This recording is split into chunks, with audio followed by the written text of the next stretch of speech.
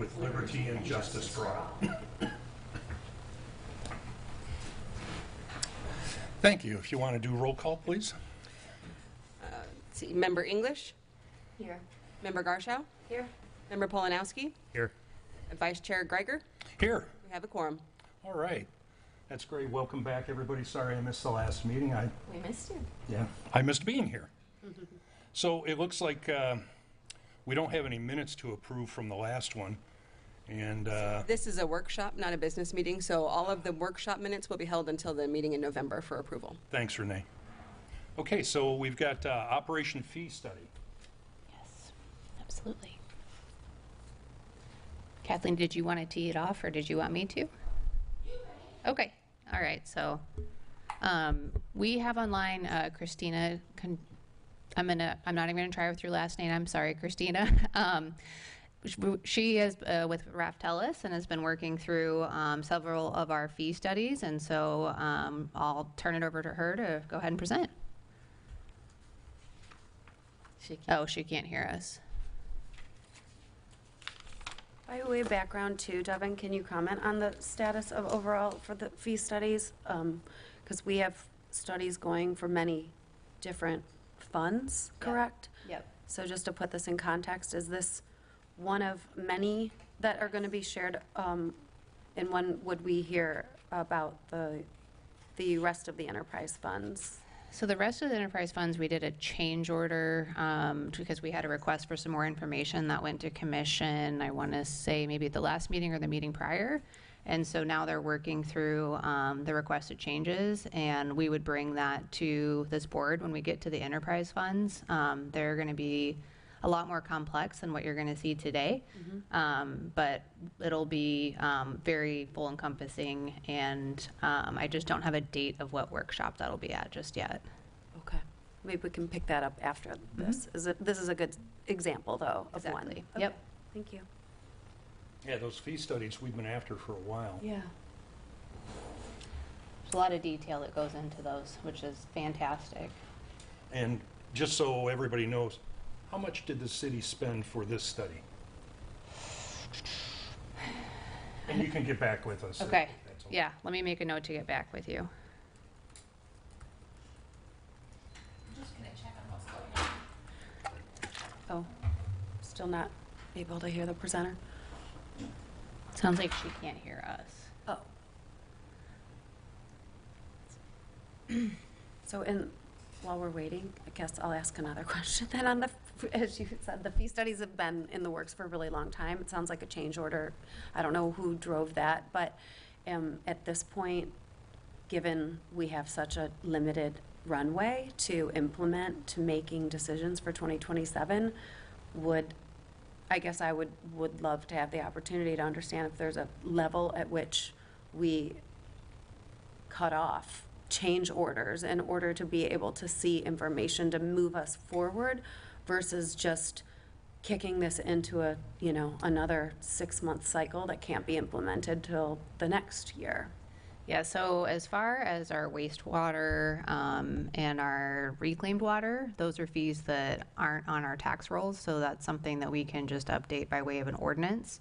So that we have a little bit more flexibility, if you will. With the stormwater funds, though, that is on your tax rolls, and so with that, we have to coincide with that timeline, and as we know, stormwater is our more challenged, underfunded fund, and so I think that's a good call out, but I can send an email out to this group with a follow-up of when we expect to bring those to you all.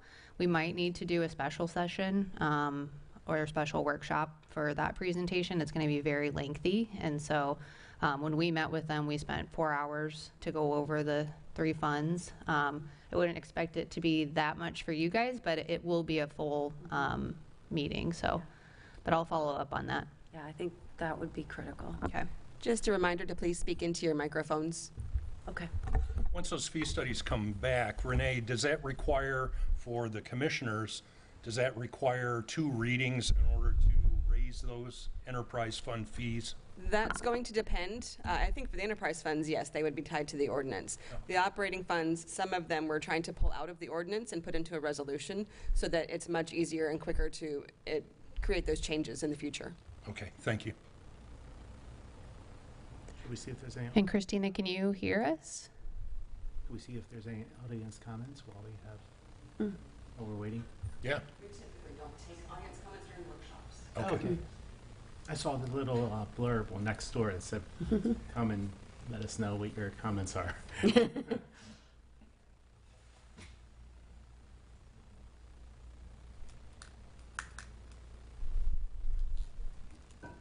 Should we reverse the agenda? Is there anything that we can skip to? IT, should we look at maybe reversing the presentations?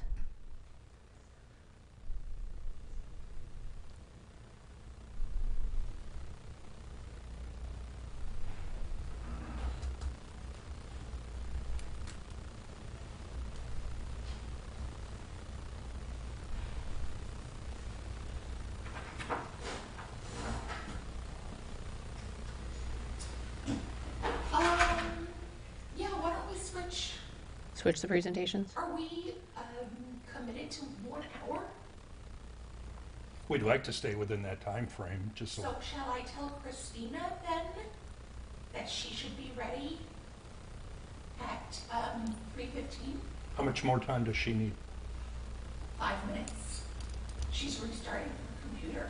Devin, how long is presentation B then? 15. Oh, my presentation? My presentation is going to depend on how many questions you guys have. I can get through it pretty quickly, but I will, if it's okay with the board, to ask that you hold the questions just till the end so we can get through it, if that works okay. So I think if we said 3:15. All right, Christina, let's say 3:15. Okay? Okay. Okay. All right. Oh, sure. Bye. I'll just wait for IT to pull up that next presentation then.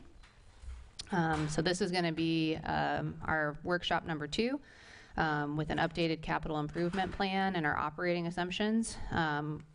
After the last commission meeting, the commission wanted to see the project rankings in a green, yellow, and red tiered format. Part of what I'm going to be asking for today from you all is with how we have ranked and created this information. Do you want to see, does this make sense how we're presenting it? Is there a different way that you would like to see it? We're trying to make sure as we work through this process, since the priority matrix is new this year, how that information lands best with you all for the community as well. And then we'll talk through, I'll take you through how our CIP fund project statuses are and some about our fund balance summaries. I'll take you through our grant funding summaries as well, so you can see what grants we have and then how we're looking at building out our operating expense assumptions. And then we'll talk through just kind of what those next steps are. So, all right, so you all are familiar with how we are looking at ranking those categories. And so any projects that had higher scores were listed in that green category, yellow, and then red. I think an important caveat here is with these capital projects, they're changing daily, and you'll see that we have what we're showing, what we expect to finish by the end of the year, but that will, I mean, it depends on where the project's at a given day with invoicing and all of those items. So right now it's an estimate. The other thing that I would say too is when we were looking at how these projects ranked, we were looking at available funding within each fund. And so, you know, I've had some feedback that it might be more helpful if we didn't look at it by fund and we looked at it by total projects basis. And so that's part of what I'll be looking for from you guys today too. So, but I'll just take you through kind of where we're at as we're working through. And we do have Director Camden Mills, our Public Services Director, in the back if there's any project-specific questions that he can answer for you.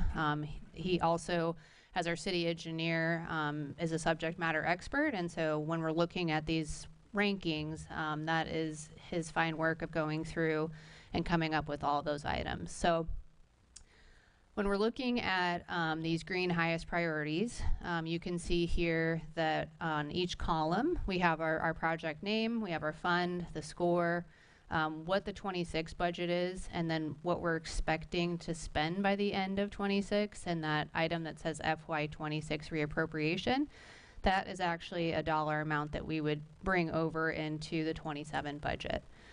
Your FY27 new CIP, that's an additional ask and not a reappropriation. So we're trying to show you any areas where a project is already progressing, what those funds are, and then in the instances where we might have additional funding needs. And then finally on the end there, you'll see either potential outside or current funding. And so that's an area where we're looking at what grants do we currently have, what grants have we submitted, an intent to receive those grants, and that's also an item that's changing daily. If you were at the meeting on Tuesday, our city manager announced that we are receiving some more state appropriations as well, and so each one of those is obviously another factor that we're bringing into this process. So the way I'm thinking about this budget is that we're really inviting you into the kitchen as we're making it, and so as we're working through that process, any feedback that you guys have is super helpful. I know you didn't want questions, but just process-wise, a number of these things were discussed at the commission meeting. Yes. Will you be addressing that? Yep. Because I see some of those things are in this list. Yes, absolutely. So for that specific project that the undergrounding project, we'll look to pull that out and reallocate those funds. Since this was already published and the timing wise, we didn't want to make that change, but we will have that updated for the commission and any other additional recommendations from this board too. So perfect. Okay, moving through. So these are the projects that fall in that moderate priority area, and you can see again what our potential outside current funding is that we have when we're looking at some of these yellows. Same thing with the projects that are listed in the red categories.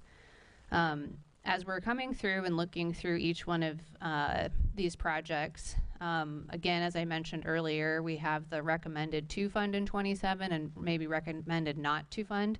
And again, that was looking at as we go through each one of these fund summaries, you can see what we have available for revenues and expenditures.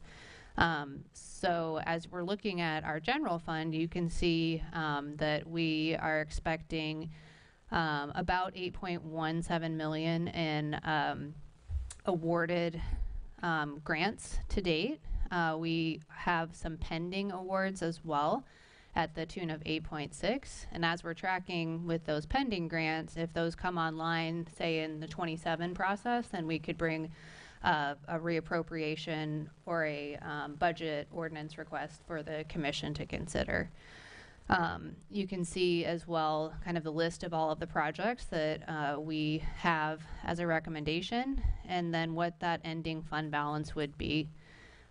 Also here we do have those out years of capital of what we're looking at, and I think especially in this fund it's an important piece to note that we don't have a current asset listing of all of our building infrastructure needs for the years out. We know what we need to fix after Helene and Milton, but we do not have that as part of this list, as well as our parks facilities. That is not all part of this inclusive list as well. So those are some areas that we're still working through, and we need to do an asset condition assessment on and figure out, you know, what is that funding that we have to have just to maintain these facilities as well. So looking at the resiliency fund, you can see here that we have some projects that we're showing recommended to fund or recommended not to. And again, that's bringing us into some of those funding constraints as we're looking through each one of these different funds and what options we have. Here you can see that we do have some awarded grants. We have some that are pending, and then with this resiliency fund, this is really one of the larger areas that we have some very, very expensive projects in the out years. And so as we're working through some of our revenue conversations, that's definitely an area where we need to be have a high focus on these projects to make sure that we're able to have the city in a good functioning situation as it pertains to resiliency. And then reclaim water, you can see here too, we have those two projects as well.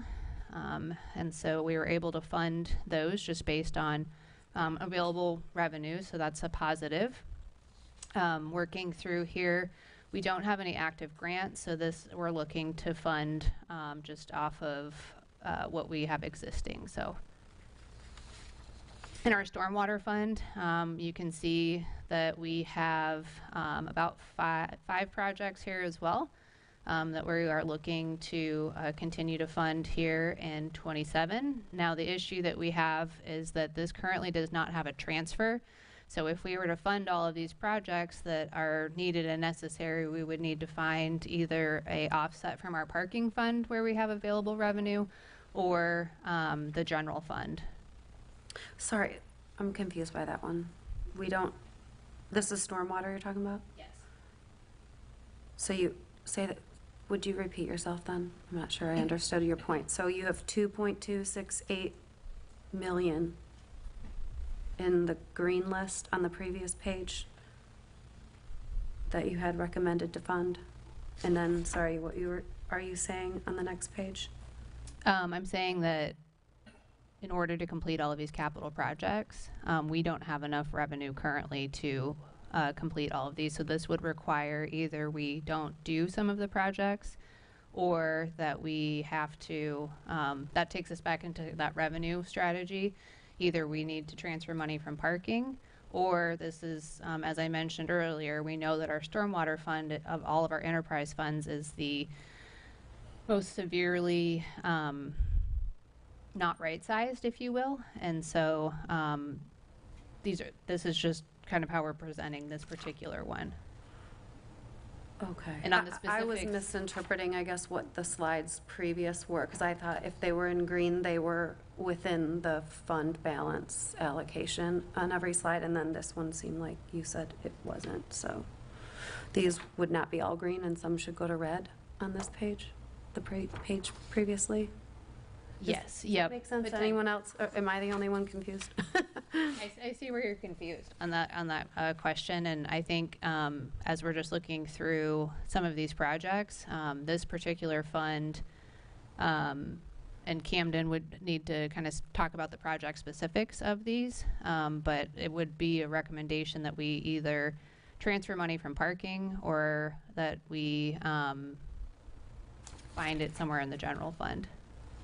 I think what's confusing for me too is the slide before it says everything's funded, and then this next slide, Yeah. you're saying we need money. Yeah. Okay, that's Where, fair. like, resiliency, you clearly put some in green and some in red because of what would fall out of what wouldn't have funds tied to it. So I think some of these green just would have shown up on a red wherever you Okay. drew the I can line. make that update for when this comes to commission. So that Okay. there's not further confusion on that. Just consistency, I think, because we should interpret the other slides that way, correct? Yes. Okay. Yep. So where would we cut the line then? You draw the line on the projects at the 1.64 million instead of the 2.268? Correct. Okay.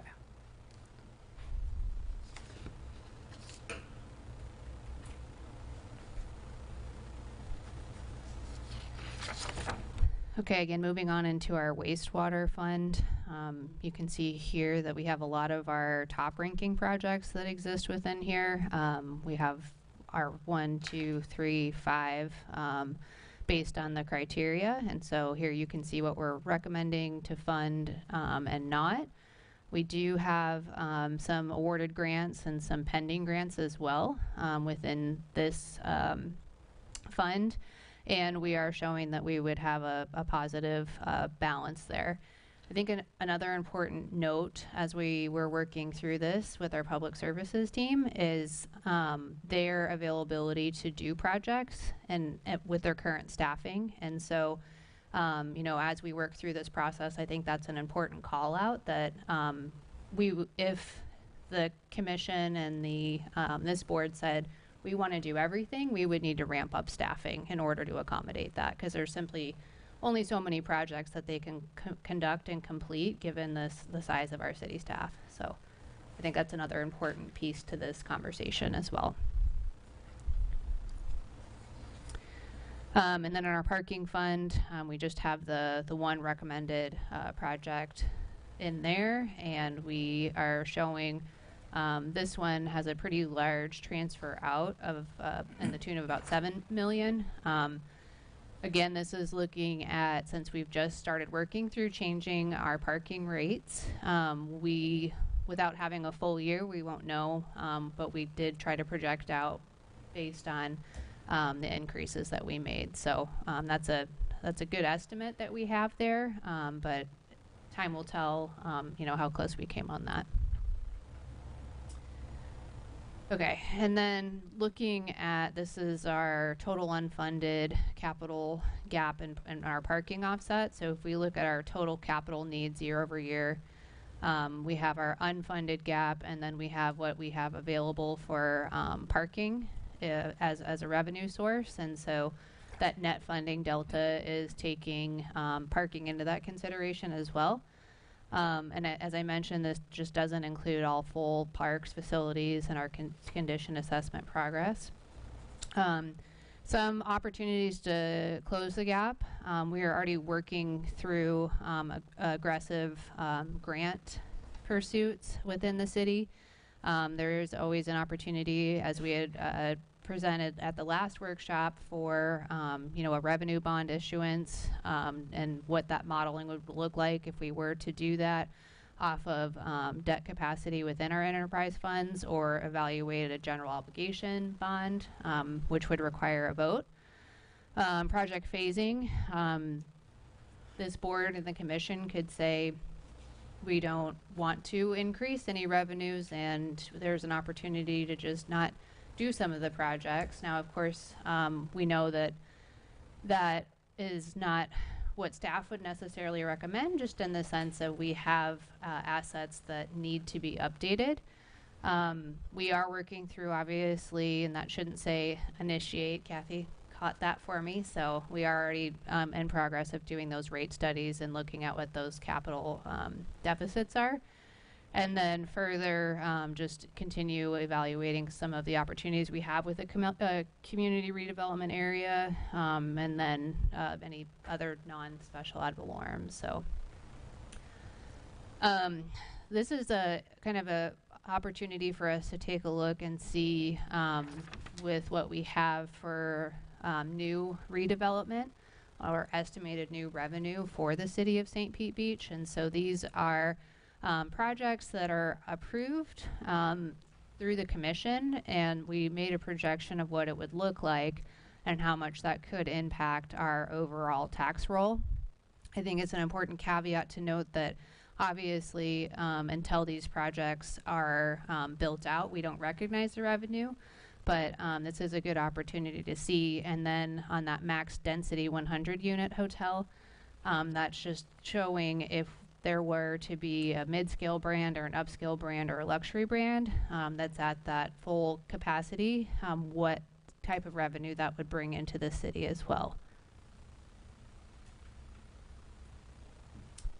So at the last workshop, we'll be bringing this back to the commission. You all gave us your direction on these items, and so we have it in here, but we will be asking at the next workshop for the commission to opine on where they would like us to consider our efforts looking at revenues. This is a kind of a fun slide that explains how the FEMA Public Assistance National Workflow works. And so you can see here that it's a very, very long process from when the preliminary damage assessment happens to when we get to that final reconcile and close out of that PA award. And so as we're looking at what we have received, this just gives you the opportunity to see so far what we have outstanding at 5.9. 9.1 is what's considered obligated. And then 10.5 is our total active project and net cost. So you can see here that we have about 17 pending versus our total active projects. We have our obligated and our outstanding by incident as well. And so that's another piece as we're looking at some of these projects and what our abilities are to fund them. The issue that we have here is the timing of when we'll actually receive that money from FEMA. So this is just looking at an opportunity to see kind of how our grant funding and alignment and what those active and awarded CIP grants are. So this gives you each project and what the granting agency has, and then the status of where that project sits. So if we have projects that are in a notice of intent or submitted, those are items that we would not consider as awarded, and the awarded ones, as you can see through there, those are dollars we know that we're going to receive for each one of any given projects. This is an update on what our management analyst and public services is working on and projecting out. So you can see here that we have some opportunities as we're looking at the boat ramp in the Don Cesar neighborhood, a retention pond. We're looking at a coastal resiliency, shoreline master plan, some tree planting programs, storm water capital facility improvements, wastewater, Forest Main 1, and then Blind Pass. And so staff will be continuing to work through putting all these applications in for these projects that we're tracking. Okay, just a look at what we're seeing as we're moving into our operating budget and the cycle there. So when we're building out our budget, we try to look at any areas that might have an increase or a decrease for us. And so you can see here that we're anticipating that Duke Energy is going to be 3 to 5% just based on what their contracts say with our fleet and the fuel prices. That's another one that we're tracking pretty heavily. Obviously, that increases costs across multiple factors. Construction escalation, right now we're looking at a 4 to 6% increase. Tariff premiums for any of our materials, right now that's tracking at about a 6%. Our local CPI, which is what we utilize to provide cost of living adjustments to employees, that's at 2.1%. Looking at our insurance market, that's an average of what we're seeing locally. From when we've spoken with them, it sounds like hopefully we're going to be able to hold flat on that item, so that's positive. And then our personnel salaries and health insurance, that's just looking at any of our retirement contributions and things of that nature. And then when we're looking through kind of our operating budget build out and some of our best practices, looking at our FTEs for fiscal year 27, you can see that each new FTE costs anywhere from 90 to 120,000 fully loaded. That right now our current personnel costs are about 13.9 million. And so our city manager direction has been to add only mission critical positions in specific areas and consider if we should look at converting any key positions into contractual. Looking at building out our operating budget, the direction that our city manager is asking for is looking at a modest just CPI growth of about 3.3%. So in other words, try to stay status quo. And if there is any growth in our budget, that we would be looking at that being tied to strategic plan goals areas. And around our GFOA best practices, which is the Government Finance Officers Association, what we're looking for here is building out a formal fund balance reserve policy for our other enterprise funds. Obviously, we need to bring forward a structurally balanced budget. And then how do we further refine these long-term financial forecasts from a 5 to a 10-year? And so the direction that we have is to just really phase in and prioritize our reserve and balanced operating maintenance budgets first. And so with that, I'll talk a little bit about the next steps. What I really would love to hear from you all is just feedback on how this process is working, what you would like to see, if there's changes to how the projects are ranked, and if we should be looking at it more holistically or by fund.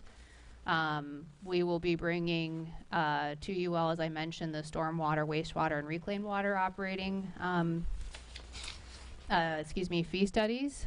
We'll continue through with our summer grant pursuit, and then we'll be taking everything from you all in the commission to incorporate into our budget finalization and preliminary.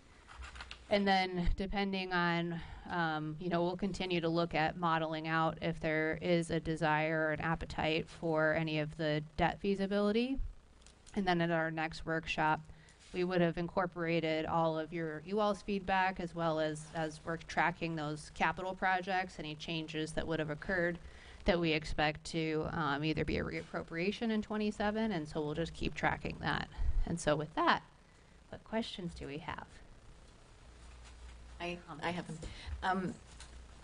I noticed that there were some changes and some movement of items from the red to the green under each of the budgets, like the Pass-A-Grille seawall got added and it wasn't in before, which was wonderful.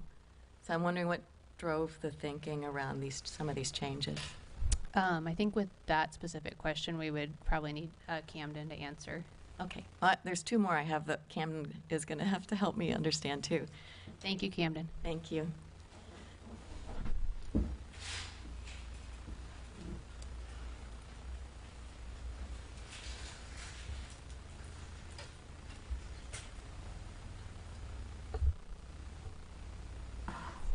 Good afternoon. Camden Mills, Public Services Director. So yeah, with these updated rankings, that's just a result of we had a little bit more time to look into these since our last meeting, so we got to dive into it a little deeper than we did initially.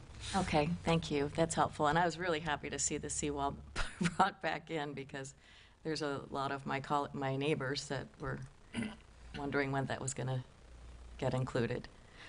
Also, do we need to carry forward work from 7th Avenue Pier and the jetty into 27 budget? Or because I tried to figure out where we were on both those projects, and it was hard to.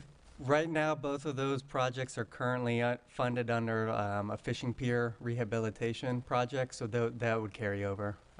That would need to roll over what's not completed. Okay. Right now with the 7th Avenue Pier, that project is moving further along. We're doing an underwater inspection just to confirm of whether the pilings need to be replaced or not. If the pilings don't need to be replaced, then it'll be a lot simpler project where we can just go and rehab the decking that's there. Based on the FEMA inspection, we're hoping that's the case, but we'll see with that underwater inspection. That'll help determine the scope. The First Avenue jetty, that one is a little bit more complicated. The rock structure itself, that rock jetty, is managed by Pinellas County through an Army Corps permit that they have for the beach nourishment project. And then the city portion that we own is just the sidewalk that's placed on top of that jetty. Oh, wow. So now we're at the point of we need the county to do their work to rehab that jetty before the city comes in and repairs a walkway on top of that. But the county's timeline to repair that jetty right now, they're proposing that as a fiscal year 28 project. So that's something that we're going to need to discuss with the county and kind of coordinate when Yeah. that would happen, so we wouldn't have to just have that walkway closed for several years. Thank you for that. That's unfortunate, but yeah. And then the other thing was on the resiliency fund. All those projects around the resiliency adaptation, is that all the living seawall discussion? That's a portion of it. So these projects that are shown in the resiliency, the Don Cesar and Boca Ciega area, the Paso Grill and Vina Del Mar area, the Northwest region, and the Northeast region, all 4 of those resiliency adaptation projects were from some water threat studies that were done a couple years ago. So that's just recommending some of the improvements that were recommended out of those studies, moving those into the capital fund. Specific to like the Don Cesar area, living shorelines was a recommendation out of that shoreline project, but it also included pump stations, road regrading, adding more inlets and pipes. So it's more than just a shoreline itself. It's really looking at those neighborhoods holistically. Do we need to change the elevations of roads, regrade the basins, add more infrastructure? Really the reason those right now are shown in the resiliency fund instead of the stormwater fund is those would be like new infrastructure assets. So what we're reflecting right now in the stormwater fund is just maintaining the current assets that we have, whereas these resiliency projects are improving our existing level of service by adding new types of infrastructure. Thank you.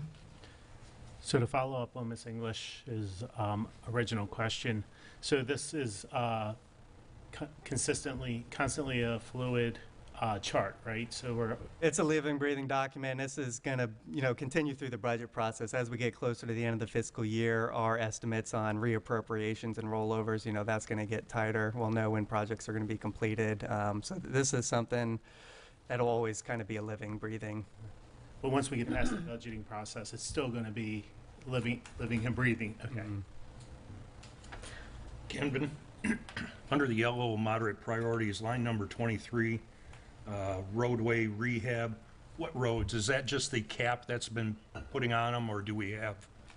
That program is just for like our citywide mill and resurfacing. So every about 5 years we do an assessment on all the roadways and get a condition index. So really what that program is to fund roadways that are prioritized out of that last condition assessment. So the last time we did a citywide assessment was in March of 2025. So we got some post-storm data that we're working through. And then we just go through that list of priorities, see what roads need to be done, and then we kind of vet that in the field. One caveat that I would add to it is we also kind of line up that program with our reclaim lateral resurfacing. So we know that there's a road that it may not be in horrible pavement condition, but there's been a lot of reclaim maintenance over time, and we know that we're reinvesting in repairing. We'll go ahead and replace all of the laterals on that roadway and then mill and resurface afterwards. Which leads me into Gulfway. Mm-hmm. Now, we talked about that, milling and paving. This 2.5 million then, is that replacement of the laterals and also the reclaimed?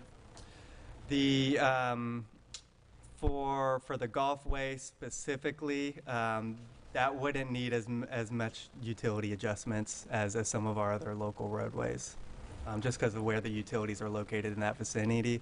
But that project does include the full scope, not just mill and resurface. It includes curb, sidewalk, crosswalks, the ADA accessible ramps, as well as the beach wall that was demolished south of 9th Avenue. This is the one down around Paso Grill. Right. From First to Just to 22nd make sure Avenue. the ways and the boulevards. Yep. So you'll see some of the bigger type of roadway projects, those get separated out of our typical just mill and resurface. So you'll see like Boca Ciega Drive, Gulf Winds, Gulfway, some of those larger roadways that have more scope to them. Those will get paired out as its own capital project. What's the road behind Snappers? That goes straight back. 58th? Is that 58th? So 58th, we'll take that for example. It looks like we're replacing all of the reclaimed water on that road, but it looks like it needs to be paved, but there is massive construction going on that road. There's new houses every block being built. Do we wait for that to finish, or do we just do a light overcoat of asphalt, or how do we address streets like it? Because the residents are concerned that they're not getting, the focus that other places are getting. Right. So yeah, I guess the instance you could run into that would be city repaves the road, and then construction happens on the homes and damages your newly paved road. Something that you can do, it's typically like you'll see in newer subdivision developments, is they'll pave just an initial layer, and then wait to do that final layer until all the lots are developed. So that's something that the city could consider.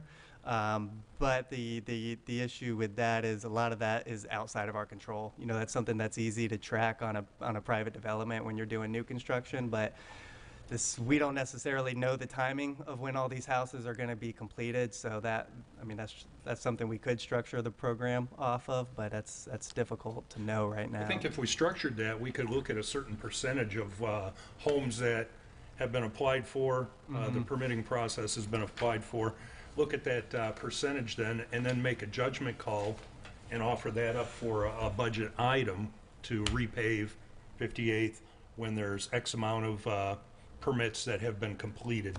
Yeah, I think that's a great strategy. I mean, not something you typically think of in your mill and resurface, but after storms, when you have this major reconstruction, I think that's a component we definitely need to reconsider, you know, utility impacts and the home impacts. During the March 25 look at the roadways, did we maximize our potential to get FEMA money for damage for those roads? We did that. That served as a good data point to show FEMA. Unfortunately, a lot of our roads, you know, were already in bad shape beforehand.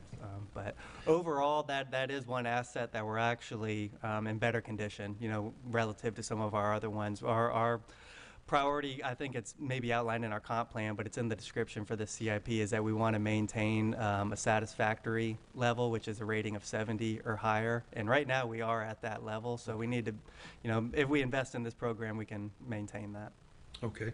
Line number 18, the backup generator, is that for public works? It'd be for Public Works, City Hall, and Fire Station 23. Those are the next facilities. Okay, so the 650 covers all three? That's what we're looking at, yep. Finally, we got that down. Yep.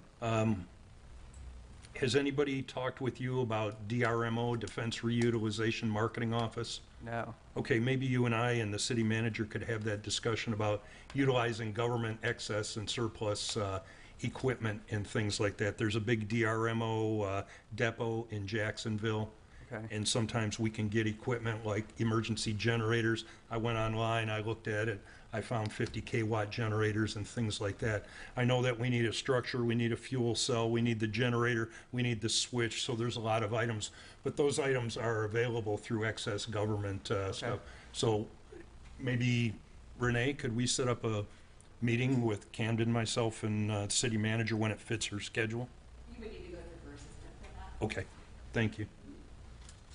The lift stations, funds 2.37 million. When do we expect to get that?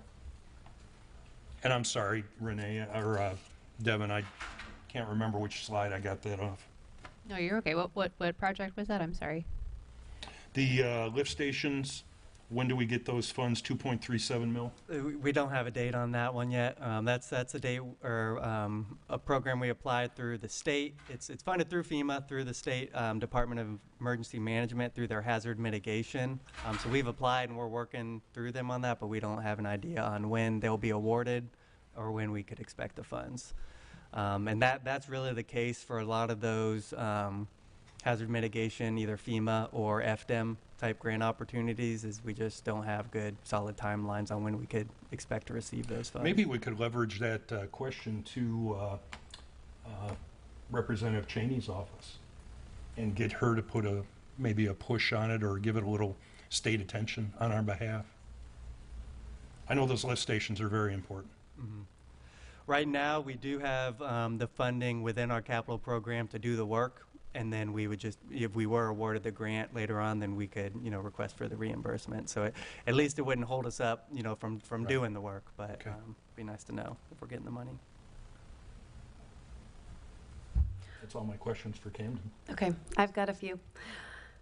Camden, and Devin, I feel like with the process, the one thing that I'm struggling with as I looked at the material was how items that have high, first of all, let me step back and say, love the priority matrix, love that we're looking at things in this way. I think it's really helpful for us to be able to look at that. That's great.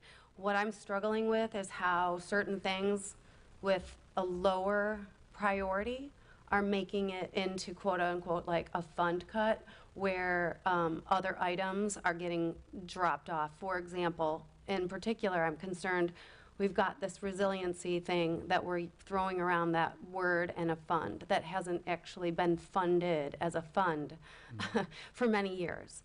And so when you think about resiliency, adaptation plan, I don't think anybody in the world probably is going to jump up and down and be excited about that because it means nothing. But when you break it down into a pump or road regrading or a seawall getting replaced, all of a sudden everybody leans in, right? So I'm just going to say I think we're doing ourselves as a community a disservice by calling them that resiliency plan and kind of putting a big bogey on that and saying, oh, there's like $134 million worth of 7-year commitment to projects. But in reality, we have roads that are literally have standing water on them every day.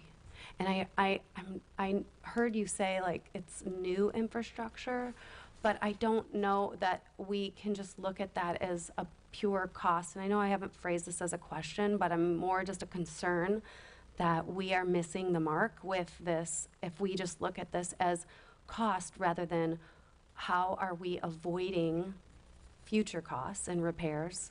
I think this links very closely with hopefully the CCTV footage information that you're getting about sewer lines, reclaimed water lines, storm lines where we have them. I know in our neighborhood we don't even have them. So to say we need new infrastructure, yeah, we do. But it's kind of like a new asset shouldn't be just because and have it lumped under a resiliency adaptation plan and not get funded. How do we break this cycle Yeah, as a community to do the right thing, to bring everybody sort of up to a code, if you will, of having, you know, the kind of basic health and safety type expectations where we don't have water standing in our road and mosquito larvae just growing every day.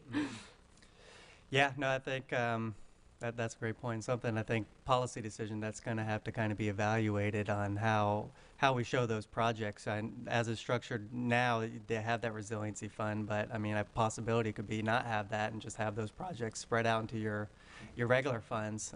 You know, do you consider resiliency in kind of all type of projects that you propose? You know, or would it make sense to call it a true plan, meaning it's $800,000 per area. I'm making it up because that happened to be the cost to do the whole Boca Ciega area. That goes into resiliency. However, the actions out of that, constructionable actions, are stormwater. They could be roads and capital projects, so that I mean, that to me makes much more sense than to say it's $72 million for a resiliency adaptation plan, when in reality, no, the plan was $800,000. The execution and determining which elements are going to get executed on, road regrading, underground, you know, water vaulting like they have in Pass Grill, pumps like they have in Pass Grill, seawalls that need to replace like they have for Pass Grill, things of those things, like we got to break them out rather than just lumping it there and saying, well, I guess we can't get to it. It really, I think, it's about risk reduction and cost avoidance than it is just about purely like, what does it cost us out of pocket this year? That we have to weigh into these items. So that's my one real concern about this resiliency bucket, because I think we're missing the mark as a barrier island municipality. Do you think we can relook at the way we've got that? I think we have to look at how we're using gone this too fund, far? because as it's structured now, there's no revenue coming into it, you know, unless you Yeah. increase millage. Is that correct, Devin? So, I mean, right now, it's not functioning, I would say, as it's intended, so it's Yeah. probably something we do need to look at.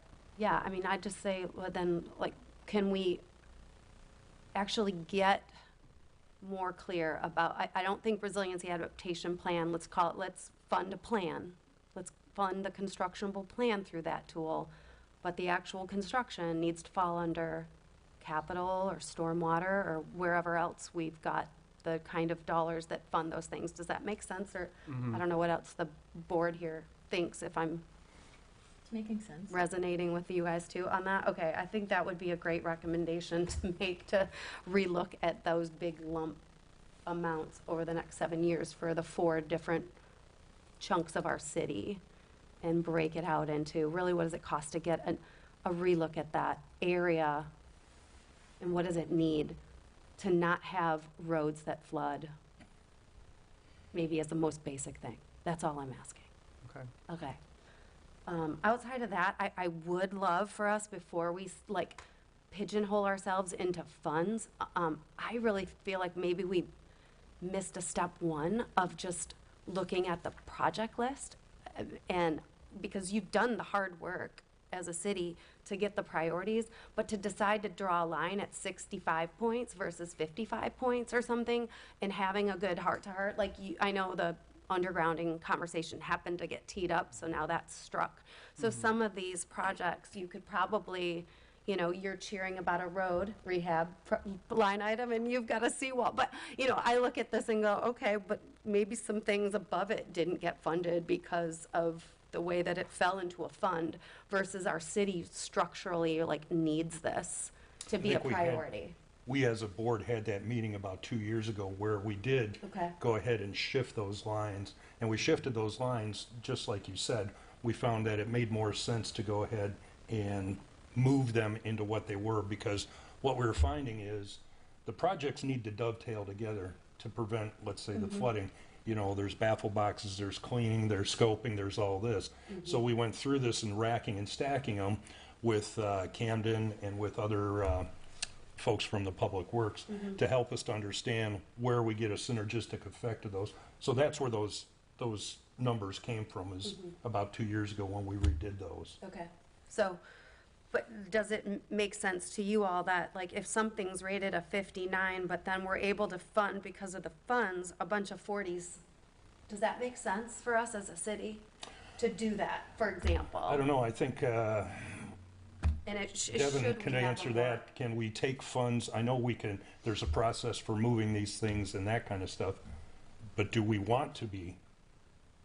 So, I mean, there is within accounting theory where we have the enterprise funds that are proprietary, and so when we're looking at those capital assets, it's a different depreciation cycle. Some cities have one capital fund, and inside their accounting department, they know, okay, this is this was funded by proprietary enterprise fund dollars, and they do it accordingly. Camden and I actually had this conversation, I think, last Friday about, you know, could we have just one fund where you're just transferring all of any available revenues into that? We would need to make sure that we're able to very closely track if we say this is and this is more specific for the enterprise funds, but if we have a wastewater project, for example, that revenue that's coming into that capital fund to cover it would be tied to a wastewater project. So we couldn't sit there and build up a fund balance with commingled funds, essentially. But it is certainly something that we've talked about and could look at to just say, let's look at this holistically. Let's look at all of the projects, and here's our available revenue, and then we have one capital fund. Yeah, because I think we would probably, hopefully, we could all agree that if every city employee, you know, drove around in brand-new vehicles because we could afford it all, because the multimodal fund works well, but then we can't flush our toilets, there's a problem. And I know we really, you know, those aren't going to be the same level of dollars, of course, to do sewer versus buying a vehicle. But I feel like that's some of the things that I'm seeing out of this exercise that I personally have some concerns about, that makes me want to just kind of go back, check in on the full list and say, like, where should we be drawing this line based on the fact that it has a high health and safety, or it has an asset condition that's in risk and reliable infrastructure, like really just bare bones, like what does it take to make sure that this city is able to, you know, continue to offer citizens the basics. So that's just one thing I thought we should be relooking at as a phase before then we get into I think the awesome financial gymnastics, Devin, that you're trying to help us work through to find ways to make sure we can fund this. But I think we're maybe a step away from that if we haven't nailed down. And with your guidance, Camden, like what do you look at and go, gosh, like if we don't do this project, it costs us more to wait rather than get it going now. And by the way, I concur. I think, Devin, you mentioned staffing requirements. Getting the right contracts in place, contingent workers in place, and potentially have to, staff up differently for the next 5 years because we have some significant infrastructure work that needs to draw the best talent into this city for for a duration of time. So we can actually sprint through that period and get ourselves kind of back above water. And that is a pun intended, but also true. That's kind of what was going on with my first question about how did these categories get rearranged and what was the thinking behind them, because that wasn't clear to me when I was reading through the deck. That is something we considered too in the latest update of rankings, like really what is our capacity citywide, to deliver projects. Oh, I got a quick, out of respect to everybody who's here's time, could we do the next presentation and then circle back around to this? That way anybody who doesn't need to be here can leave, and then we can discuss this as long as possible. Sure. Or as long as we need to. Is that okay with everyone? Okay. I'm good with it. Yeah, I'm sorry for breaking it up. I just know that people expect. Christina, if you can hear us, you are up. Yay, I can. I'm so excited. I apologize for that. That was very frustrating. I'm sure for you all as well. So I apologize, but I'm here and on now, and I'm going to share my screen.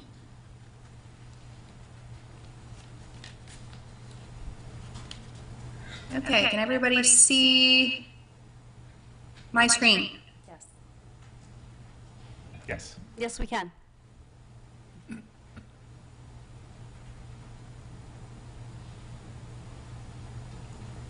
We did see your screen, now we don't. Can you hear us? It stopped when I was sharing, interestingly enough. I couldn't hear you while I was sharing, which is odd. I do not know why that would happen. Do you want to just share, take us Can you through the hear me now? presentation, and then we can Let's see. hold questions till the end? Okay, I can hear you now. Can you see my screen? We Yes. can. Yes, we can. Can you Okay. hear us? Okay, wonderful. Okay. Thank you so much. Are Okay, you well, able to hear us? I am here today to present some findings from our operating fee study, specifically the parks and recreation fees.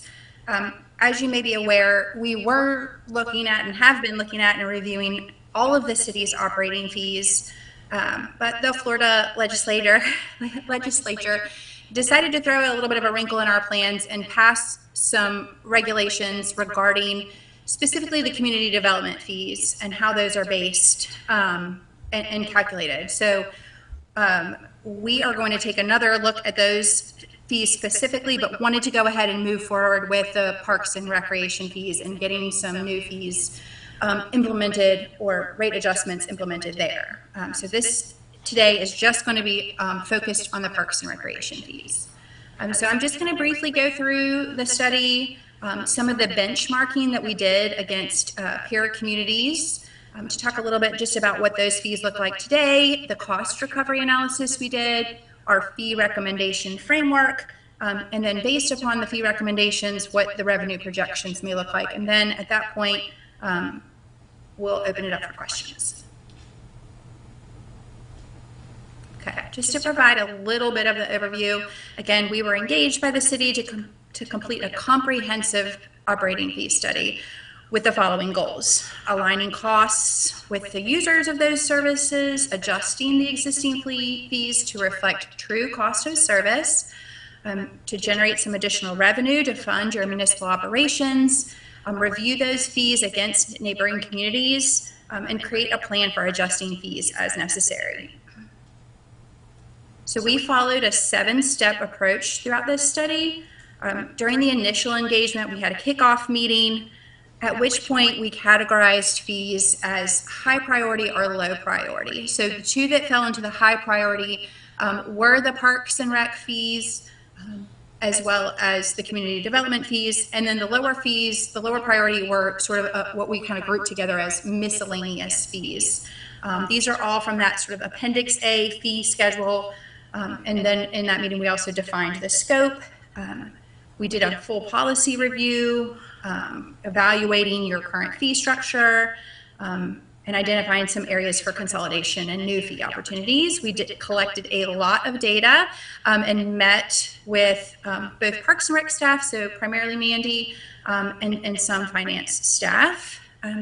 As part of our scope, we also looked at service area and growth analysis, reviewed population projections, some seasonal and tourist demographics and development trends. Again, we benchmarked against 10 peer Florida communities, plus the Suncoast YMCA. So the Suncoast YMCA was specific for Parks and Rec and really specifically for camp, summer camp. And, you know, we went through a few iterations of who those peer Florida communities would be. I do believe I have a slide of who those are, but we really wanted to look at, you know, similar geographically and size-wise, but then if it didn't fall out that way, we also really wanted to focus on where they may have had recent fee updates. So we tried to sort of have three things that we were really looking at when we were selecting those benchmarking communities. And then the cost recovery analysis. Obviously, we wanted to first determine the current cost recovery level by fee category, and then calculate a target cost recovery percentages for each department. And I'll go through that with you all. And then we did the recommended fee adjustments. And you'll see there's several options for those recommended fee adjustments. So I'll go through this really briefly, this service area context. I would say this is probably more impactful with the community development fees, but I'm going to talk through it with you all anyway. So we just wanted to look at key demographics and characteristics. So there are, you know, obviously you have a very seasonal population fluctuation, so you do have a good permanent population, but then there is increases from seasonal and tourist population. About 2/3 of your residential units serve as secondary or seasonal residences. It is a really built-out community, so there's only about 1% vacant or undeveloped properties. The median age is about 65 years, and then the comprehensive plan emphasized redevelopment over new construction. And there is obviously a lot of hurricane vulnerability in St. Pete Beach. So now on to the benchmarking. So here are those 10 communities that we ended up selecting and the YMCA. So that way we could consider any rate adjustments that we were proposing against what your peer communities were doing and make sure that your fees remain competitive in that market. So yeah, we wanted to stay within the market range of similar Florida coastal communities. So current fees for parks and recreation, we really are going to distinguish those into two buckets. So there is a whole set of fees, again, in that Appendix A fee schedule. And then there are what we call the contractor set fees. So these are more for the fitness classes, silver sneakers, things like that, where the contractors really set the fees, and then the revenue is split at a ratio between the city and the contractor. Those contractor fees are not within Appendix A, and they're really set by the contractor. So we wanted to keep those apart as we were making recommendations, because we obviously can't tell the contractor how to set their fees, but we did want to provide them with a set of recommendations of how they could potentially increase their fees to see better cost recovery, both for them and the city. The fee structure for Parks and Rec, for many of those fees, there is a distinction between resident fee and non-resident fee. So as we were going through this study, here is our consideration. We did want to maintain that ratio of resident versus non-resident rates to provide, the St. Pete Beach residents who do pay taxes here some break on those fees. So again, prioritizing benefits for them. And then we wanted to apply the fee adjustments consistently among those. Okay, so to talk a little bit about the cost recovery. So we collaborated pretty heavily with city staff to bridge budget expenditures to generated revenues. So we assigned a percent of each department expenses to a category to establish the cost to provide.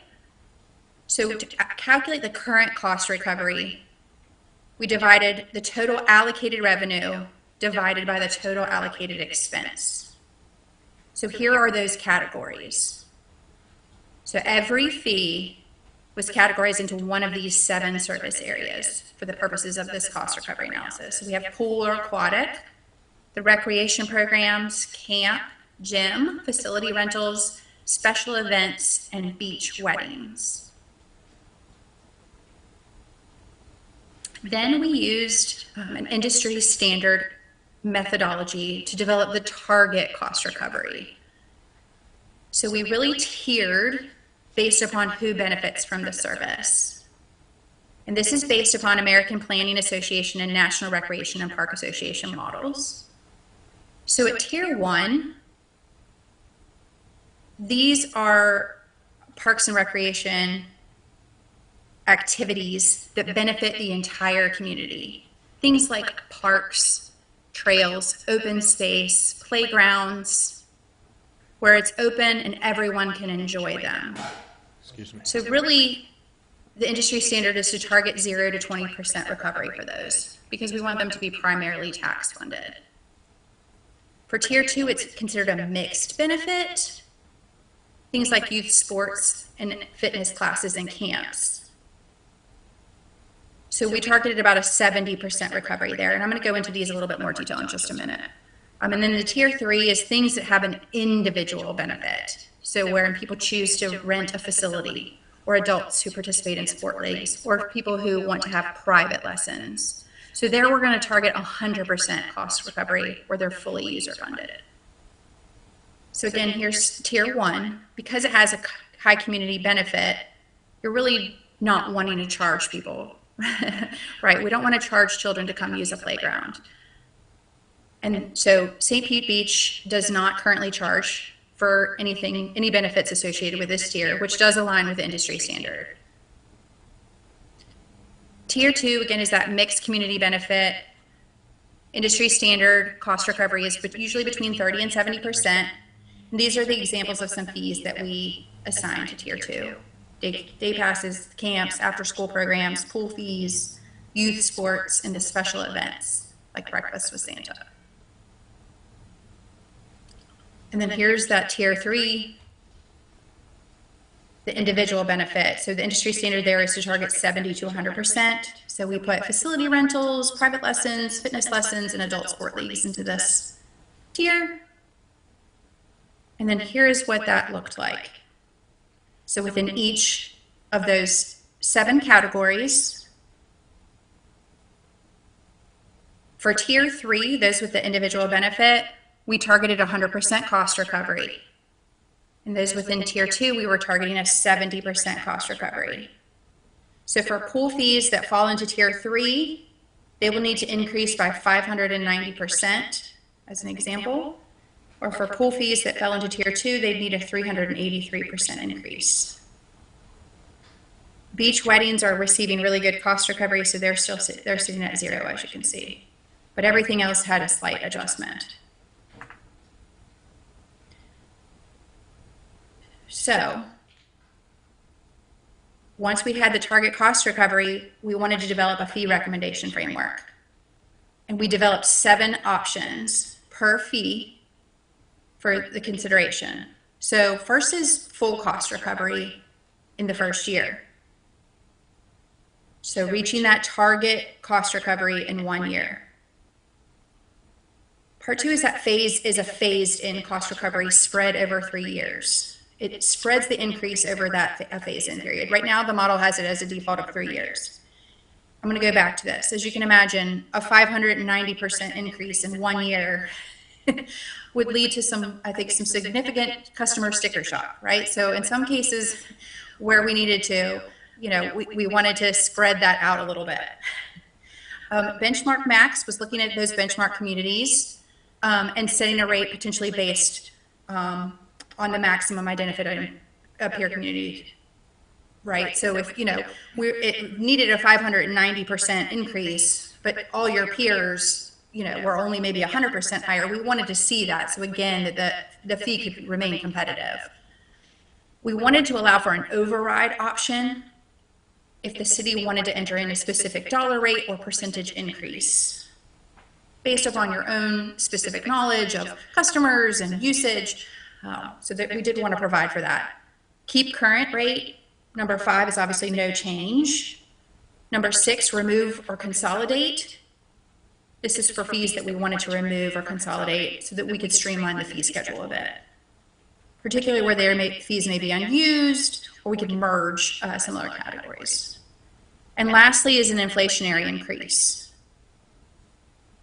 This isn't used too much in this Parks and Recreation fee scenario, but for some of the other fees, like the miscellaneous fees that I mentioned on the low priority fees, because it's some of those miscellaneous fees, don't have really specific concrete revenue and expense data associated with them. This was a way to increase those fees just by an inflationary factor. So again, some Parks and Rec classes have fees set by outside contractors, and those recommendations will not be in Appendix A. And at the direction of city staff, most of those contractor-based fees were just increased by $1 using the override rate option. We did introduce a new fee, so special event fees for attendance greater than 1,000, and it's tiered by impact, high, medium, and low. So there are already quite a few special event fees in the fee schedule, but this one was with a larger attendance rate. We did consolidate the swim team lane rentals. There were quite a bit of swim team lane rentals, so we have consolidated that into two different options, like the half an hour and hour rental. And these are the 5 fees that were removed because those programs are no longer being offered by the city.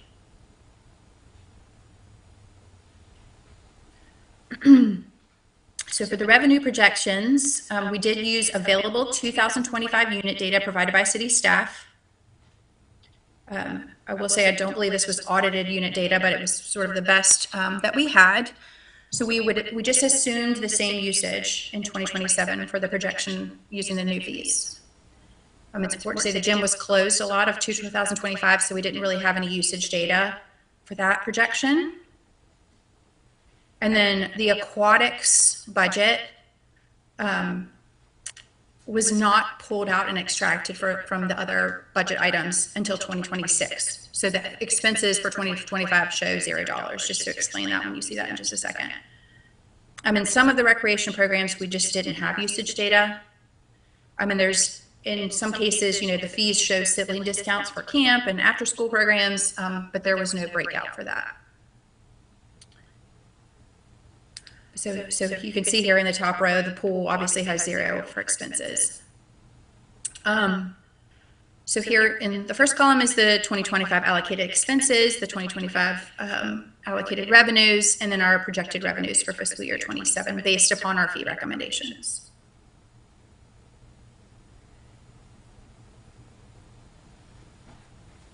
And with that, I'm going to stop sharing and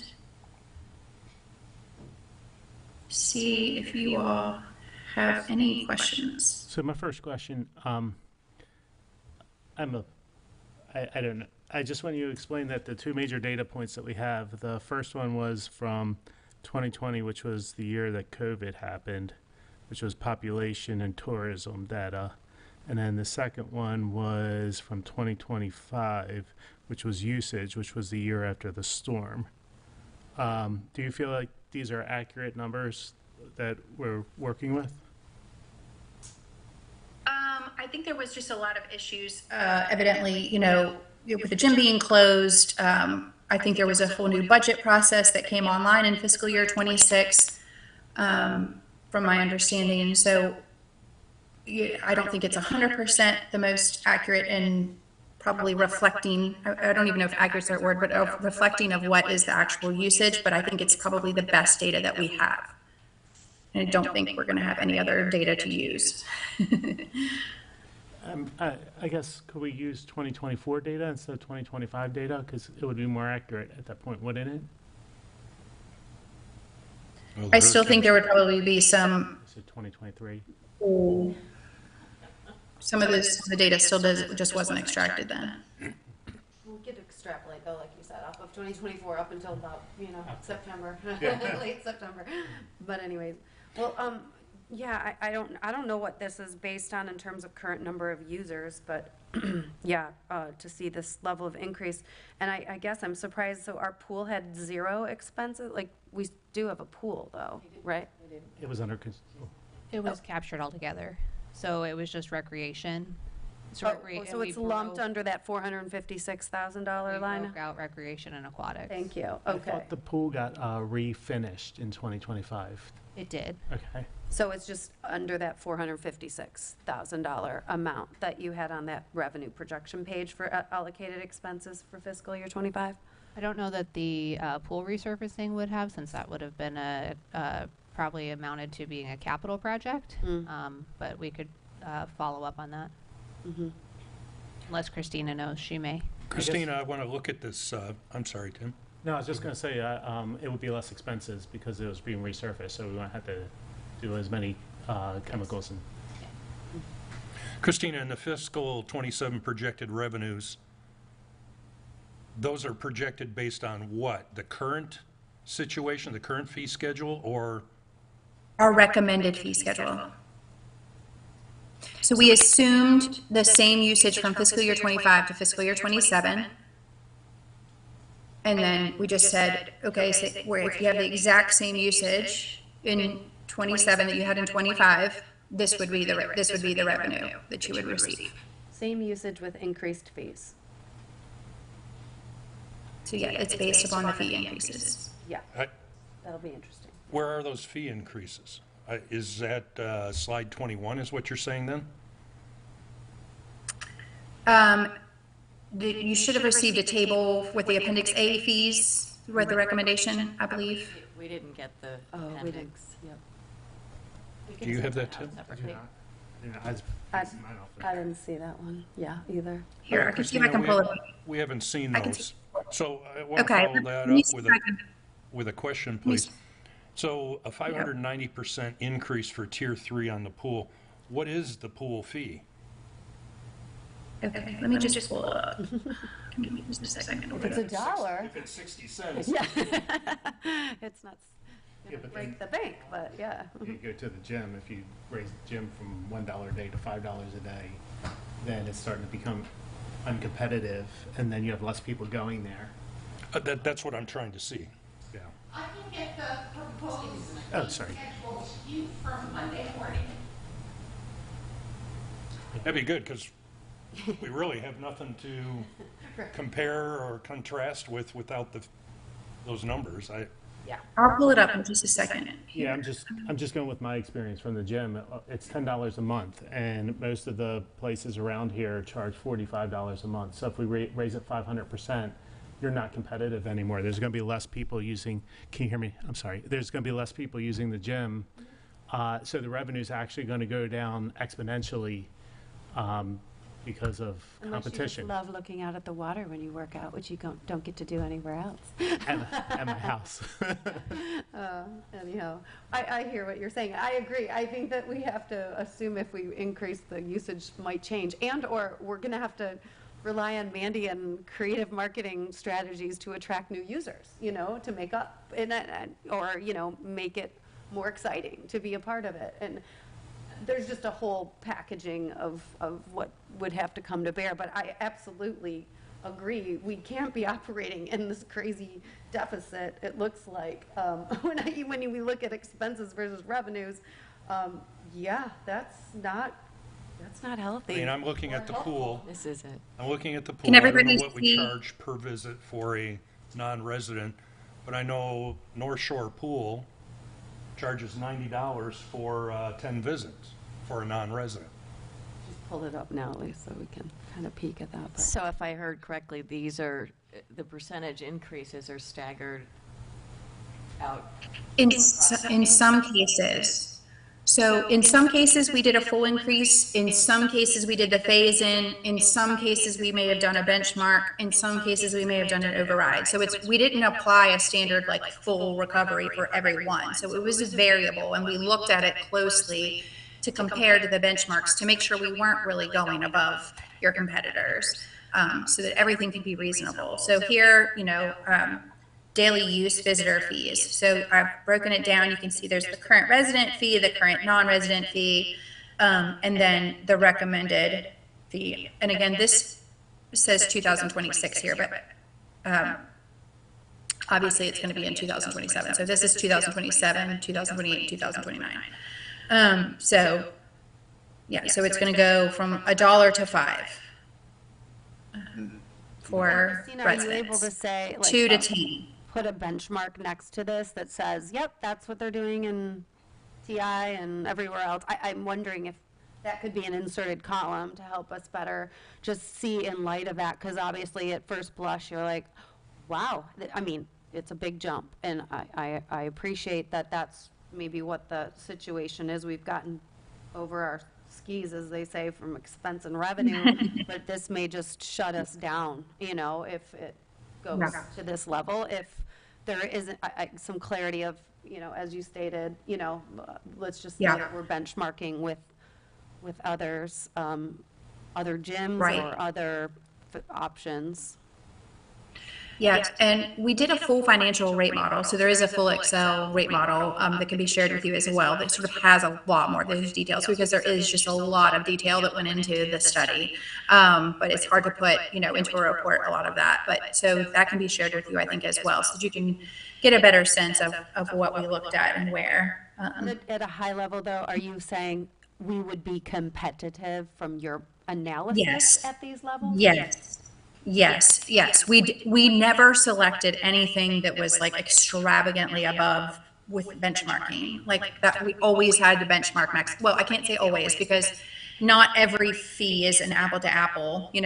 Not everybody has, the specific type of room rental, but so is where we could get benchmarking data, we did have that as the max. Christina, what is the cost for using the pool?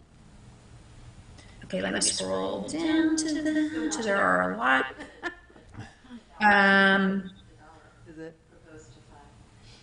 So there's a lot of different ones. So there's punch cards, annual passes. So I'm not sure exactly which. Daily pool admission, we'll just go with that. Let's do adult, which is line, let me see the line number.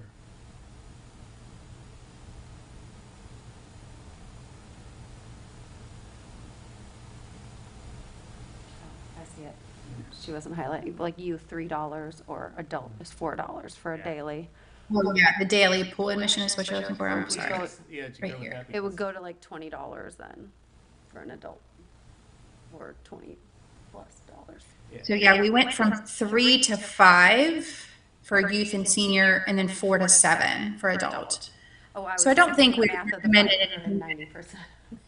That's Yeah. what I think it's reasonable to charge non-residents more.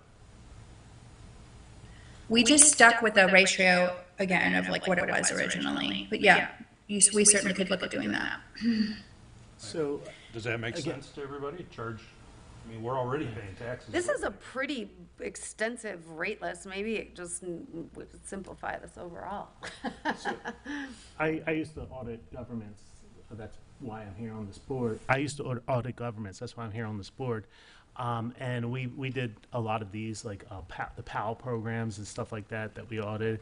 And that was paid by the government to like get people off the streets, get them, because idle hands are dangerous. And a lot of times, most of the time, matter of fact, every time we've audited, the city functions like this, you don't break even. It's just part of the city giving, but you make it up on other sides, such as crime, reducing crime, and when it's hot out here, at least the kids have somewhere to go instead of, sitting at home doing nothing in front of the TV. It's just something that enhances your city. Well, and that's why I like the tier system that they illustrated to us. These are positive benefits that, tax dollars would pay for. These are mixed use. Some of these are individual. I would look at the pool, let's use that as an example, as mixed use, but here we are charging our residents just as much as we would charge non-residents. And I'm looking at just St. Petersburg that says okay, I'm paying almost half of what I would pay in St. Petersburg to use the North Shore pool, and they break it down into residential and non-residential, or resident, non-resident. I think we can capture a little bit more to give this back, which I would like to see, you know, that helps to fund the employees that work in that department. And honestly, it could be simple as have your resident rate, and then the non-resident rate should be equal to the rate of the pool in South Pasadena or St. Petersburg, something really close that you could go to. What do you think? I'm looking at these items and thinking, there's some just sunk costs, or we don't have it, kind of a thing. So I would just, this is a laundry list of rates. I think your general comment makes sense to me, but maybe just, yeah, I'd look at it holistically and say, what do we have as far as expenses in a given year, and how do we, get the costs covered? And or on the backs of non-residents, maybe we can make a buck. Yeah, Christina, I don't mean to be to throw, this away, but a lot of the data, again, I have to go back to we got our population data from the COVID year, and to me, unless you're using real data, I don't see it. It's not real information. I'm sorry for that comment. Yep, we just had to use the data that we were given, so we can't, I can't make up data, You unfortunately. understand my concern, though, with that particular data? The population data doesn't particularly impact the fees recommended here, so I wouldn't worry too much about that one. But yeah, I think, we could certainly go back and look at 24 data and get that from them and see if there's a meaningful difference. And is the expectation that the fiscal year 25 expenses are going to stay the same into 2026, or are they going up by some amount? They're going up by some escalation factor. Okay, so if we have a fixed cost of around $800,000, which I know my math is not quite right, but approximately what I'm calculating of fiscal year 25, it's going to go up X amount. I don't know how you kind of have them all broken out by where we can get the best cost recovery, but it seems like maybe, to your point, like targeting more of getting people excited maybe about using room rentals and things like that for these special activities, getting those things going. Maybe we can make money back in quicker in different ways instead of having to maybe sacrifice the loss of attracting certain population that we would want to see at the pools and using the facilities. So, but I'm trusting that is a conversation, Mandy, you have to have about looking at some of those things. To get the money back, yes, I think we want to figure out how to at least break even. And the other thing that we have to consider is that there's some of these items in here, and I always like color coded, that actually bring more money in other directions. So, for instance, the beach weddings, you're going to fill up hotels with beach weddings. Mm-hmm. So, do we really need to get 100% back to bring people down here to pay, go to our restaurants, pay for our parking and stuff like that? Is that something that we need to consider too when we're doing this? The answer is I don't know. Yeah, we're not recommending any increases on the beach weddings. We didn't recommend any. They're keeping the same, those fees. I would think that's where the money is. Why wouldn't we go for a little more, honestly? So I see a different, I'd rather subsidize the pool by charging a little bit more for beach weddings for consideration. And I will say that Mandy and I did present this to the Recreation Board. And they did have some input into, the resident versus the non-resident fees and looking at them pretty closely for, usage and all of that. So I think they felt comfortable with the recommendations. Well, for everything that I'm looking at here, I see very little difference. And I'm looking at slide 12 that talks about fee structure distinction between resident and non-resident. there's an awful lot, you've broken it down, but I'd rather that your recommendation provided to us and, again, to the commission for review would charge the non-residents more. I'm just looking at youth basketball, 140, 140, 140 all the way across, resident or non-resident. Lifeguard training, men's basketball are the same, and you have a distinction, but your recommendation doesn't seem to include that distinction in your going forward to what we should be looking at. Yeah, maybe The it's board just agree with that? We should it's charge just a- non-residents more? some fixed percent more. Just keep it simple then, if you want to call it that. But if you produce your ID and you don't have a St. Pete Beach address, you automatically get 15% upcharge. I don't know, whatever it is. I would agree. It needs to be I more. actually support that too, because we're gonna have some bigger decisions to make as some of this property tax stuff goes through.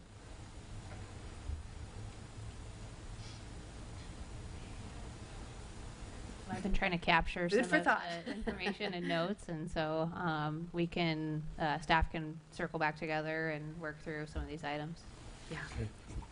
Thank you. Why didn't the Recreation Committee think that we could charge more for non-residents?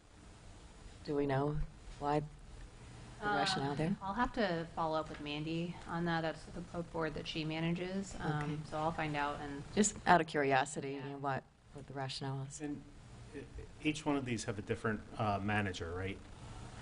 Like the gym and with anybody at the community center, there's a community center manager, right? there's our resident services director, which is Mandy Edmonds. Okay, and is the majority of this under that person, or is it broken up so they could focus on their departments?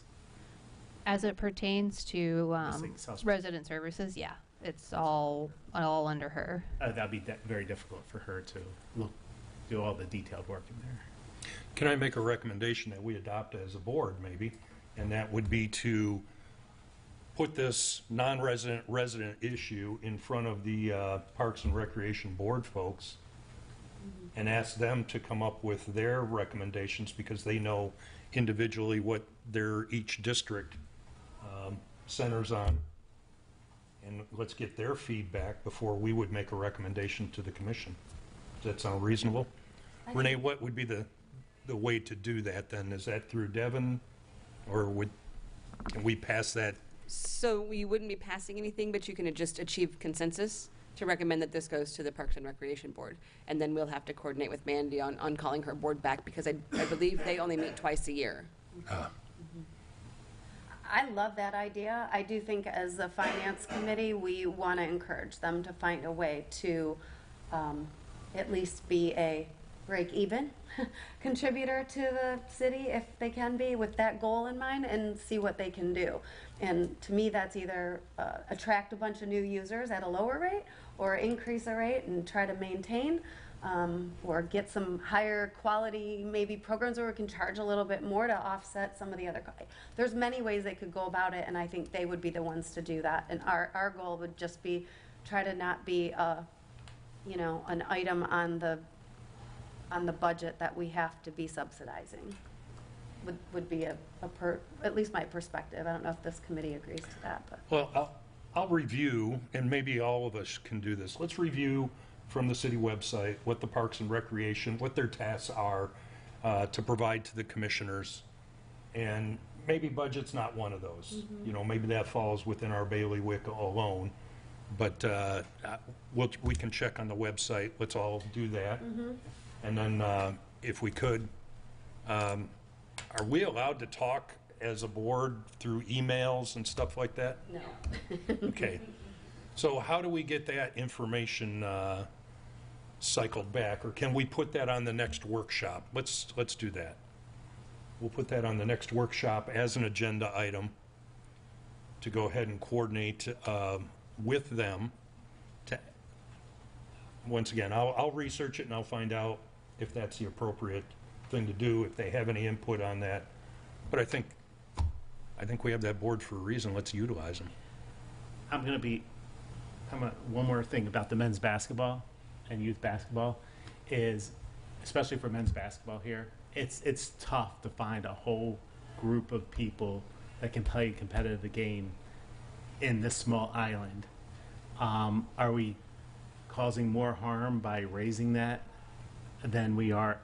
So if you want all your friends to come play basketball here, they're going to say, no, we want you to come here because we're going to have to pay a surcharge in order to play at St. PP. So that's just something to think about, too. I think when I go down here to Pass a Grill and I see kids out there playing basketball, nobody's collecting a fee from them. No.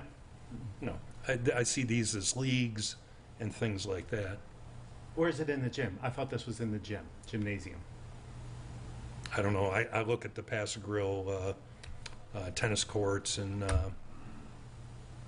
basketball courts and things like that. I just see people walk up and start a game. Pickleball. Pickleball. I don't see anybody charging them anything like that. That's why I say I would imagine maybe leagues that want to reserve the court every Saturday at 9 a.m. for play. Well, yeah. And again, I think it does come back to are these rates competitive? And that's what I think Christina suggested, that there was benchmarking done to suggest they were, so you wouldn't necessarily lose them to somewhere else because of the cost. Yeah. It needs to be tested, but if we take her at her word and, we haven't verified it yet because we didn't see all the data, that's the only other thing we could assume for now, is that these just kind of put us in line with the benchmark. That's healthy for us to do, I would think. Okay, any other comments for Christina? Nope, thank you. Devin, any comments? Nope, Are we on the right track with this, Devin? I think we've got some marching orders, and I just passed that all along to Mandy, and so, Okay. Great. thank you. Thank you, Christina. Thank you. Thank you so much for your time. I appreciate it. Have a great weekend. Thank you, you too. All right, let's get back to our other conversation. It's 4:07. As a reminder, please speak directly to the microphone. When you turn your head, you tend to lose that direct quote. We're gonna have to mic us up and put a lapel on us, right? And you're going to have to keep reminding me.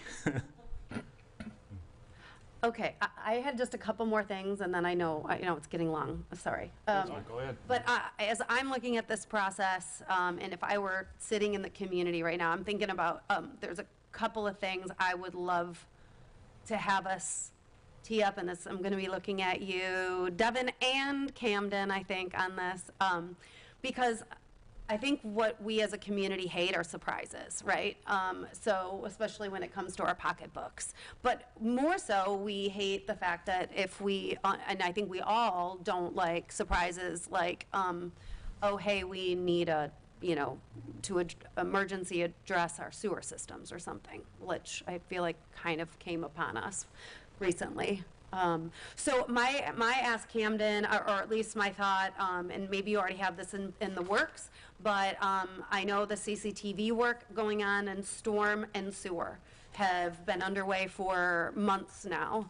I know it's not all wrapped up in a bow yet, but we are where we are. So I would say as a community, I would really urge us to put a state of the state of that analysis. Key learnings to date. This isn't like have a perfect bow on it, but I think that information and what's impacting our infrastructure will also help us to think about why investing in today's dollars helps us not only potentially lock in on assets that give us a longer lifespan and solutions that are cost avoidance, which is kind of where I think we're at right now with penalties and other things that can be impacting us.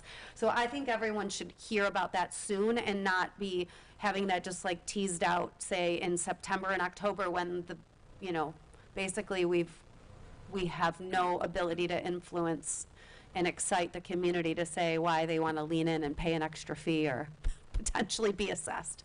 Like, let's look at that and know that they're either in good shape or they're not, and why we're going to do certain things like roads and regrading and things like that because of water intrusion, water threats. The other thing is the rate study. I think this was a great start. We got to see a little taste of what a rate study looks like, but I mean, again, I think we have to get the rate study teased out. I know they, again, might not be perfect. You've got a change order. But unless there was a reason that the current version wouldn't be palatable, I'd rather see some of this kind of teased out now for those enterprise funds so that we can all have a not so fun, but that moment where we just look at it and appreciate if it's the 530% increase that gets us back to even, or is it something different, and what does that really translate into as a potential way to crack another challenging nut. And then the last thing, I really love that you brought up staffing requirements to do this laundry list of, you know, green and yellow, and but I see all the reallocation of funds for projects year after year, because probably maybe some of it is just permit cycles get delayed, but it also could be that we need to get a staffing or a contract strategy in place with workers that are ready to roll up their sleeves and bringing in some like burst of smart talent for this city to get itself back to even. So I think that's something that we should look at personally running in parallel with this, so that if we do decide to light up a handful of these projects, we aren't flat-footed. Those are my 3 thoughts. Good thoughts. Devin, let me ask you this. We have contractors and we have employees. Can we hire contract employees, offer them employment package for a number of years? Yes, yep, we can do that. We have something called a limited duration employee, and so they are on a contract basis, and we say we're going to have you for 4 years, and then thank you, essentially. Would you find that to be a cost savings over hiring contractors? It depends on the position, honestly. You know, I could work with our human resources team to see if what their thoughts are on it, but in some cases we've found, like I have some contracted assistants in my office that is less expensive. I get a team versus one person, and so I think it depends, and I don't know if Camden has a better idea about his area of operations, but there's certainly some options there that we could look into further. Okay. And then for some of that expertise, Camden, that you might have, you know, I've brought this up to the city manager before, and maybe you could take a look at this also. Internships from like civil engineering colleges in the state and things like that. I think internships, number one, they bring the student some value. When the student takes the task back, hopefully this can be a two-way with our higher learning institutions, where they take a task back to the class, and then they have a professor that helps them with that, and then they can bring that back to us, kind of utilizing you know, what we're paying for public schooling, but getting them some experience, some realistic experience too. Anybody got anything else? Yeah, I have 2 things. First of all,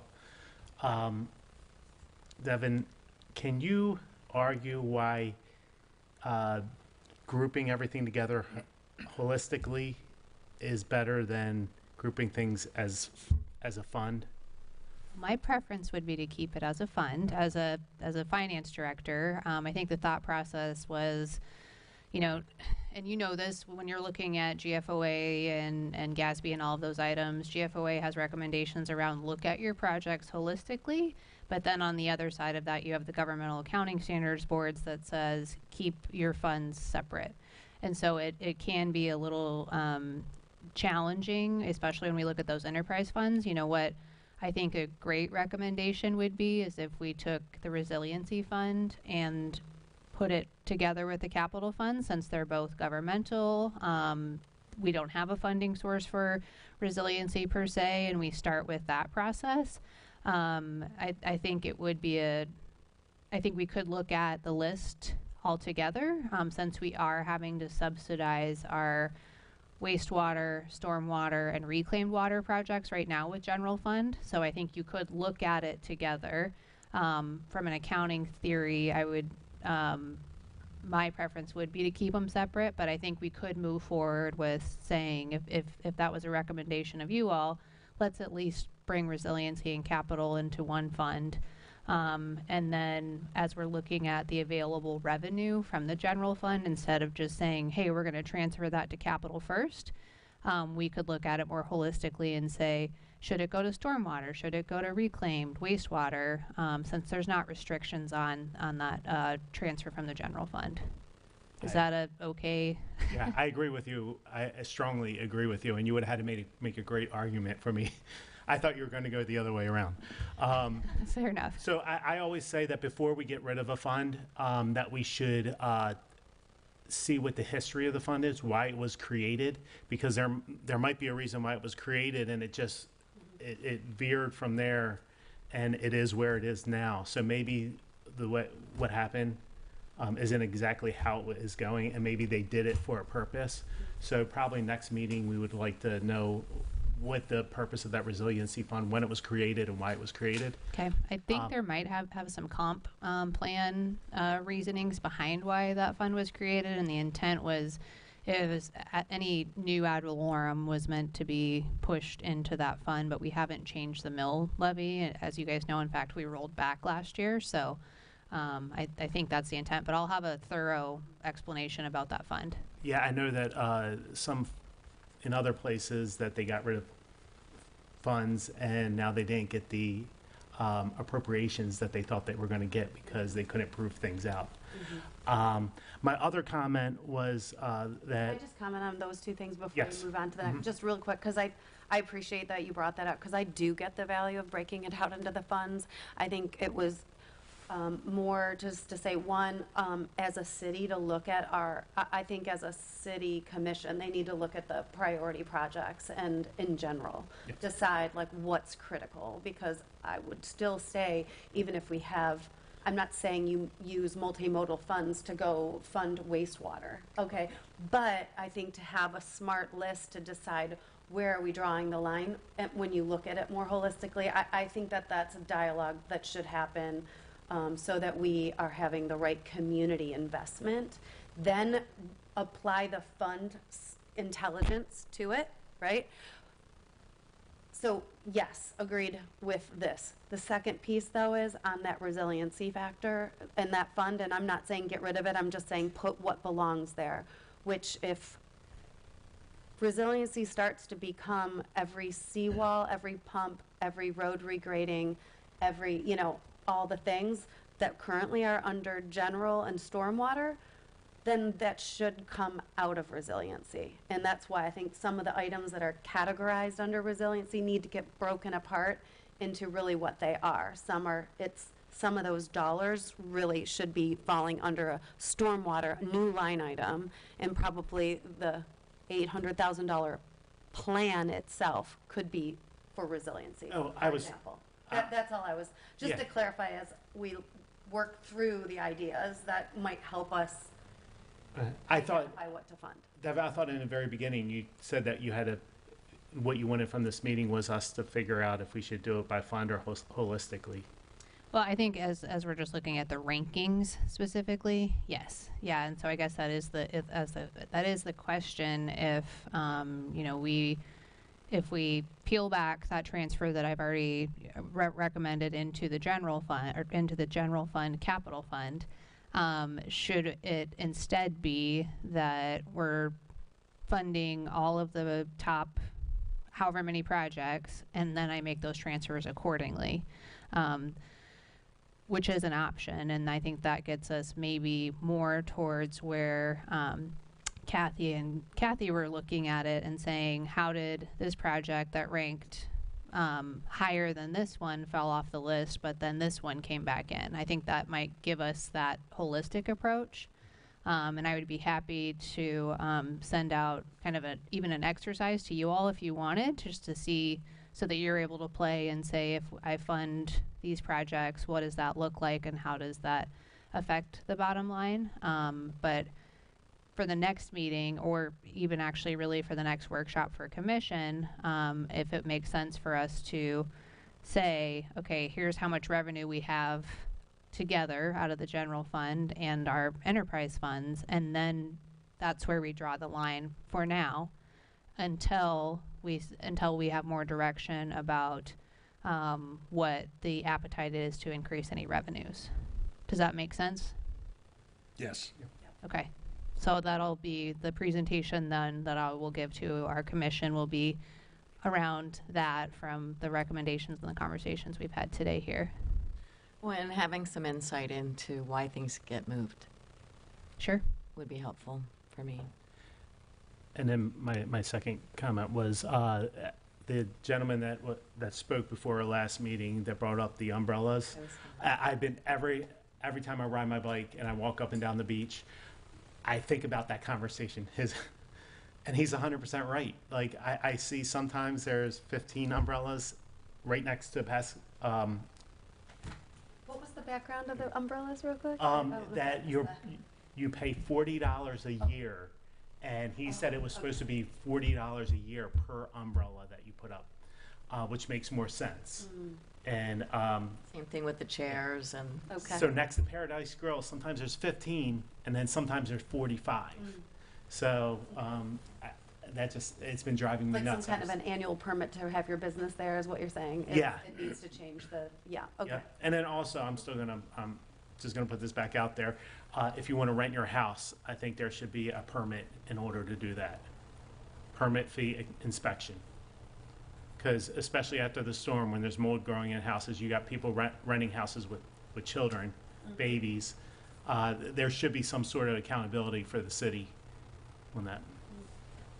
Why would the city be accountable for a private residence? Every place I've ever lived, they had, if you want to rent out, because a lot of times the landlords aren't responsible, that you have to have a permit in order to do it, and then you have to have an inspection. It's not once a year. I think it's like every other year. I used to have rental properties. Just for like a health and safety standpoint? Yeah, minimum For any kind requirements. of commercially operated type of Yeah. homes or apartments and things? Mode, electrical, plumbing, and general conditions such as nails sticking up from the floorboards. Okay. Any other comments? Okay, I'm just final, I promise. Okay. 7 years, I know, is what you have mapped out for some of these projects in terms of costing. You know, it's not a, let's fund it in 27 and then let's stop in 28, 29, 30, you know. So I don't know what our process is to say if a project comes above the line because we have the funds in year 27 strategy, how do we ensure that we have said, we're bringing this above the line and we're committed to see it through for the duration of the project. So that was my last thought as we looked at what we are biting off, that we know what we're biting off and hopefully willing to ride it out. Because I know from the experience I get to have with Camden and whether he likes it or not, we have been on a fun journey for one silly little project that has taken forever to get done. And those are the kinds of things that you got to know that we're committed to getting it done. And we ride through permitting processes and contracts and bids and et cetera. So how do we look at projects that we fund with a commitment to year one, but knowing it's going to cost us even more probably in 2, 3, 4, and 5. I mean, I think as we build out kind of our long-range forecast, that's an area where we could do that. The only hesitancy that I would say is that each year with the new commission and through the budget process, they may say, I haven't really seen it happen other than the undergrounding project, which that was a pivot because of practical reasons, but typically, if you're in a design or construction process and things of that nature, I haven't seen a commission come say, you had money last year, we're not giving you money this year for the project, but we can't legally bind future commissions because they're adopting the budget on a one fiscal year basis. I guess my one question on that, wouldn't an assessment, if that's something that is chosen to as a possible route, wouldn't an assessment be against a project execution? Yes, that would That bind be us. different, Correct. Okay. Yes. So that's, and so maybe that's really a good presentation as well for the community to understand tax fees and assessment are three very different things, and how they could be used to help us navigate executing what we need to do to get our basic city infrastructure back up to snuff. Now I promise I'm done. Well, that is what happened with the underground project. That was, Go right ahead. the mayor really, Sport is sport. the mayor really tried to find an alternative to continue it. Yes. So that was quite an interesting dialogue. It was, it was. Anybody got anything else? Well, I think I have my marching orders. Thank you for cooking with us, if you will, as we build out this budget. So, yep, exactly. And we'll make sure that you guys do receive that full fee study information from Raftellus, and we'll see you at our, In the cost. in the cost, yes. And we'll see you at our next meeting, unless we need to meet sooner for any reason to look at any changes. So, but we'll And keep thank posted. you for getting the packages to us, to give us some time to go ahead and come up with some questions and not be deer in the headlights just like this. And thanks, city staff, thanks for coming. Yep. And Renee, thank you. Okay, unless anybody has anything else, we'll adjourn. Thank you. Thank you. Great job, everyone.